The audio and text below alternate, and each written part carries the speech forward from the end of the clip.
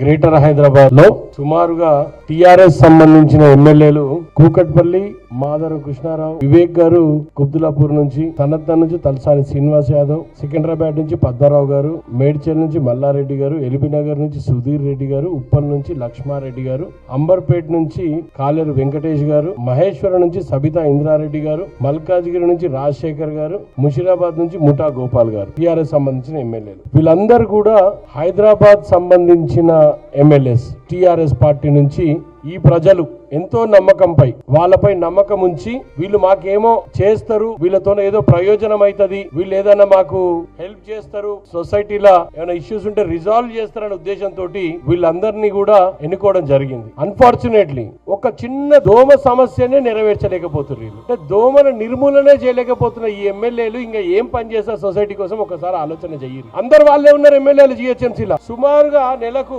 ఒక్కొక్కరికి యావరేజ్ గా 3 లక్షల రూపాయల జీతం ఉంది. ఒక్కొక్క ఎమ్మెల్యేకి యావరేజ్ గా 3 లక్షల రూపాయల జీతము ఈ రాష్ట్ర ప్రభుత్వం హైదరాబాద్ ప్రజలు కడుతున్న పన్నుల నుంచి, రాష్ట్ర ప్రజలు కడుతున్న పన్నుల నుంచి వాళ్ళందరికీ మనం పేమెంట్ ఇస్తున్నాం. యాజ్ ఆన్ డేట్ ఒక్కొక్క ఎమ్మెల్యే 75,75,005 రూపాయలు ఒక్కొక్క డ్రా చేసారు. ఈ రోజు వరకు 2 సంవత్సరాల 2 నెలల కాలంలో ఒక్కొక్క ఎమ్మెల్యే 75,75,005 రూపాయలు డ్రా చేసి ఈ ప్రజలు మిమ్మల్ని సర్వీస్ చేస్తారని మిమ్మల్ని ఎన్నుకుంటే దోమలు కూడా నిర్మూలించలేని పరిస్థితిలో ఈ ఎమ్మెల్యేలు అంటే ఎంత దౌర్భాగ్య పరిస్థితిలో ఈ ఎమ్మెల్యేలు ఉన్నారో ఆలోచన చెయ్యి. మినిమం రెస్పాన్సిబిలిటీ మీకు ఉందా లేదా? ఫాగింగ్ చేయించడానికి కూడా ప్రధానమంత్రి ముఖ్యమంత్రి వస్తాడండి. లార్వా స్ప్రేయింగ్ కి ప్రధానమంత్రి ముఖ్యమంత్రి వస్తాడా? మరి మీరెందుకు?